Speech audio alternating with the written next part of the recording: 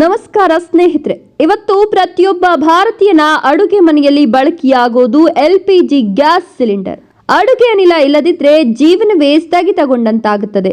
ಆದರೆ ಈಗ ದೇಶದಲ್ಲಿ ಅಡುಗೆ ಅನಿಲದ ಬಗ್ಗೆ ಒಂದು ಶಾಕಿಂಗ್ ಸುದ್ದಿ ಹೊರಬಂದಿದೆ.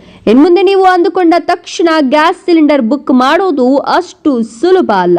ಕೇಂದ್ರ ಸರ್ಕಾರ LPG ಬುಕ್ಕಿಂಗ್ ವಿಚಾರದಲ್ಲಿ ಮಹತ್ವದ ನಿರ್ಧಾರ ತೆಗೆದುಕೊಂಡಿದೆ. ಒಂದು ಕಡೆ ಗ್ಯಾಸ್ ಸಿಲಿಂಡರ್ಗಳಿಗೆ ಭಾರಿ ಬೇಡಿಕೆ ಹೆಚ್ಚಾಗಿದ್ರೆ, ಇನ್ನೊಂದು ಕಡೆ ಪೂರೈಕೆಯಲ್ಲಿ ವ್ಯತ್ಯಯ ಉಂಟಾಗಿದೆ. ಹಾಗಾದ್ರೆ ಸಿಲಿಂಡರ್ ಬುಕ್ ಮಾಡೋದು ಇನ್ಮುಂದೆ ಯಾಕೆ ಕಷ್ಟ? ಅಷ್ಟಕ್ಕೂ ಕೇಂದ್ರ ಸರ್ಕಾರ ರಾಜ್ಯಗಳಿಗೆ ಕೊಟ್ಟಿರೋ ಆ ಖಡಕ್ ಸೂಚನೆ ಏನು? ನಿಮ್ಮ ಮನೆಯ ಸಿಲಿಂಡರ್ ಕಥೆ ಏನಾಗುತ್ತೆ? ಈ ಎಲ್ಲವನ್ನ ಇವತ್ತಿನ ವಿಡಿಯೋದಲ್ಲಿ ಡೀಟೇಲ್ ಆಗಿ ಹೇಳ್ತೀನಿ. ಸ್ಕಿಪ್ ಮಾಡದೆ ಕೊನೆವರೆಗೂ ನೋಡಿ. ನಾನು ವಿಮಲಾ ನಾಗರಾಜ್. ಸ್ನೇಹಿತರೆ, ಈ ಮಾಹಿತಿಗೆ ತಪ್ಪದೆ ಒಂದು ಲೈಕ್ ಕೊಟ್ಟು ನಮ್ಮನ್ನ ಸಪೋರ್ಟ್ ಮಾಡಿ. ಹಾಗೆ ಇದೇ ರೀತಿ ಉಚಿತವಾಗಿ ಮಾಹಿತಿಗಳನ್ನ ನೋಟಿಫಿಕೇಶನ್ ಮೂಲಕ ಪಡೆಯಲು ನಮ್ಮ ಚಾನೆಲ್ ಅನ್ನ ಸಬ್ಸ್ಕ್ರೈಬ್ ಮಾಡಿಕೊಂಡು ಪಕ್ಕದಲ್ಲಿ ಬರುವ ಬೆಲ್ ಮೇಲೆ ಕ್ಲಿಕ್ ಮಾಡಿ. ಸ್ನೇಹಿತರೆ, ಸದ್ಯದ ಪರಿಸ್ಥಿತಿಯನ್ನ ನೋಡಿದ್ರೆ ದೇಶದಲ್ಲಿ LPG ಸಿಲಿಂಡರ್ಗಳಿಗೆ ಹಿಂದೆಂದೂ ಇರದ ಡಿಮ್ಯಾಂಡ್ ಬಂದಿದೆ.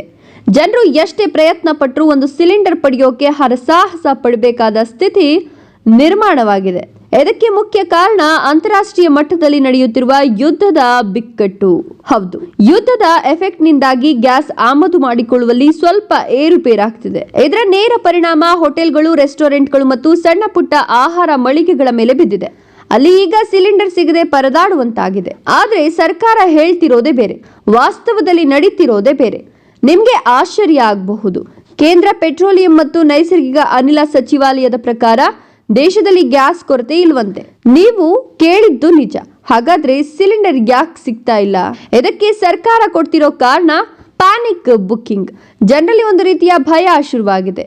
ಮುಂದಿನ ದಿನಗಳಲ್ಲಿ ಗ್ಯಾಸ್ ಸಿಗಲ್ವೇನೋ ಅನ್ನೋ ಆತಂಕದಲ್ಲಿ ಸಿಲಿಂಡರ್ನ ಅರ್ಧ ಇರುವಾಗಲೇ ಜನರು ಹೊಸ ಸಿಲಿಂಡರ್ ಬುಕ್ ಮಾಡುತ್ತಿದ್ದಾರೆ. ಇದರಿಂದಾಗಿ ಬುಕ್ಕಿಂಗ್ ಸಂಖ್ಯೆ ದಿಢೀರಂತ ಏರಿಕೆಯಾಗಿದೆ. ಇದನ್ನೇ ನೆಪವಾಗಿಟ್ಟುಕೊಂಡಿರುವ ಸರ್ಕಾರ ಈಗ ಕಠಿಣ ಕ್ರಮಕ್ಕೆ ಮುಂದಾಗಿದೆ. ಸಚಿವಾಲಯ ಬಿಡುಗಡೆ ಮಾಡಿರುವ ಅಂಕಿ ಅಂಶಗಳನ್ನ ಒಮ್ಮೆ ನೋಡಿ, ಅಬ್ಬಬ್ಬಾ ಅನ್ಸುತ್ತೆ. ಮಾರ್ಚ್ 11 ದೇಶದಾದ್ಯಂತ 6.90 ಮಿಲಿಯನ್ ಬುಕ್ಕಿಂಗ್ ಆಗಿತ್ತು. ಮಾರ್ಚ್ 12 ಇದು 7.57 ಮಿಲಿಯನ್ಗೆ ಬಂತು. ಮಾರ್ಚ್ 13 ಕೇವಲ 2 ದಿನದಲ್ಲಿ ಇದು 8.88 ಮಿಲಿಯನ್ ತಲುಪಿದೆ. ಅಂದ್ರೆ ಒಂದೇ ದಿನದಲ್ಲಿ ಸುಮಾರು 13 ಲಕ್ಷ ಹೆಚ್ಚುವರಿ ಸಿಲಿಂಡರ್ಗಳ ಬುಕ್ಕಿಂಗ್ ಆಗಿದೆ. ಈ ಸಡನ್ ಲೋಡ್ ನಿಂದಾಗಿ ವಿತರಣಾ ವ್ಯವಸ್ಥೆ ಸಂಪೂರ್ಣ ಹದಗೆಟ್ಟಿದೆ. ಸರ್ವರ್ ಡೌನ್ ಆಗ್ತಿದೆ, ಸರಿಯಾದ ಸಮಯಕ್ಕೆ OTP ಬರ್ತಿಲ್ಲ. ಜನರಿಗೆ ಬುಕ್ಕಿಂಗ್ ಮಾಡೋದು ಕೂಡ ಈಗ ದೊಡ್ಡ ತಲೆನೋವಾಗಿ ಪರಿಣಮಿಸಿದೆ. ಪರಿಸ್ಥಿತಿ ಕೈ ಮೀರ್ತಿರೋದನ್ನ ಕಂಡು ಕೇಂದ್ರ ಸರ್ಕಾರ ರಾಜ್ಯ ಸರ್ಕಾರಗಳಿಗೆ ಗಂಭೀರ ಎಚ್ಚರಿಕೆ ನೀಡಿದೆ. ಯಾರಿಗೆ ನಿಜವಾಗಿ ಅಗತ್ಯವಿದೆಯೋ ಅವರಿಗೆ ಮಾತ್ರ ಬುಕ್ಕಿಂಗ್ ನೀಡಿ ಅಂತ ಆರ್ಡರ್ ಮಾಡಿದೆ.